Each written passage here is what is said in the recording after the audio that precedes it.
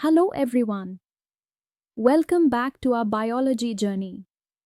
Let me start with a curious thought. When you see coal burning in a stove and when you breathe in air, both processes actually release energy. Surprising, isn't it? In both cases, carbon dioxide and water are the final products. But here's the fascinating part. Even though the end products look the same, respiration in living cells and burning of fuel are worlds apart. One is a life-sustaining biological process, while the other is a raw physical reaction. Today, we'll uncover these differences, and you'll see why life has chosen the gentler path of respiration instead of the violent flame of combustion. So what exactly makes respiration so special? Respiration is a cellular process. It happens inside every single living cell of plants and animals. Unlike burning, it doesn't need scorching flames.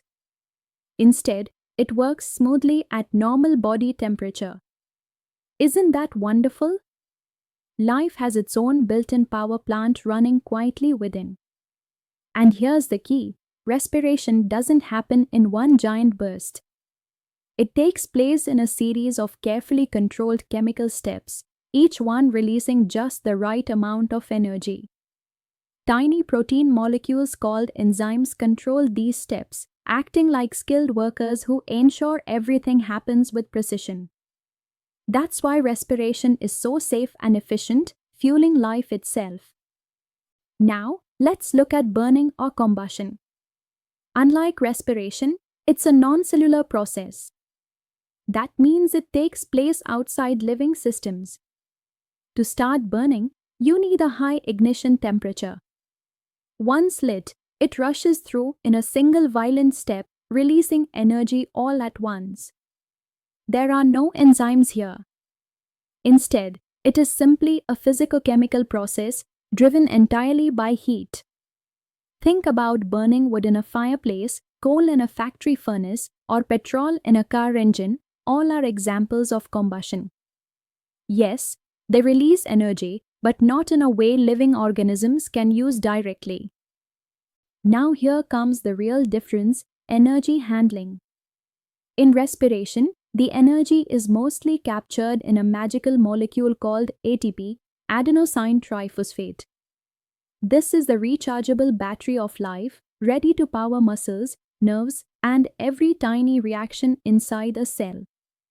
Only a small part of energy escapes as heat, which is why respiration is so efficient. But in burning, almost all the energy rushes out as heat and light. Imagine a bonfire. It glows brightly and feels hot, but none of that energy can be stored in a usable form by cells. This is why we say respiration provides usable biological energy, while burning simply wastes energy in forms life cannot capture. Here's a thought experiment. What if your cells tried to burn glucose the way coal burns? The uncontrolled flames and heat would destroy delicate membranes and proteins instantly. Thankfully, respiration doesn't work like that. It's a stepwise, enzyme-controlled pathway that ensures energy is released gradually, safely, and exactly when needed. And unlike combustion, respiration doesn't produce dangerous flames or uncontrolled explosions. It's the gentle enough fire that powers life without ever burning the house down, the house here being your body or a plant cell. If you compare the two side by side, respiration is a biochemical miracle, while burning is just a rough, physical event. Now, let's bring this closer to plants and farming. Have you noticed why farmers plow the soil? Plowing creates tiny air spaces around soil particles, allowing oxygen to reach plant roots. Roots need oxygen for respiration just like our muscles do.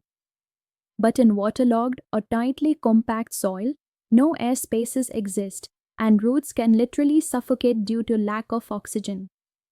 That's why crops in waterlogged fields may die. Their roots cannot respire. During the day, leaves produce oxygen through photosynthesis. Some of this oxygen is used right away for respiration, and the rest escapes into the air.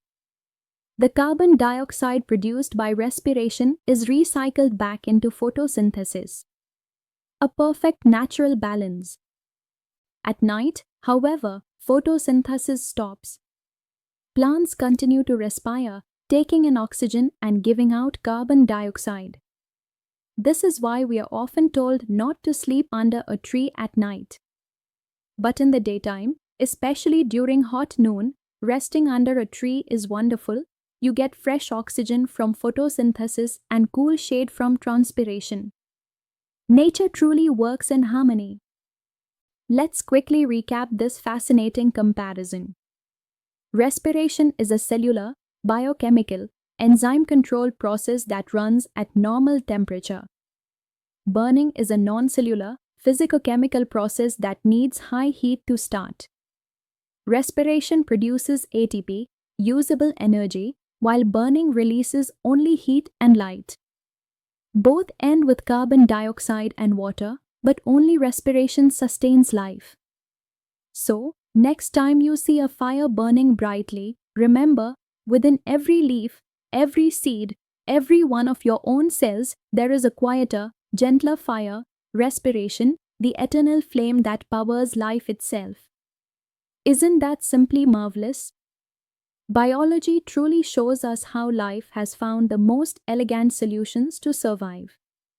Until our next session, keep your curiosity alive and never stop wondering at the miracles happening all around you.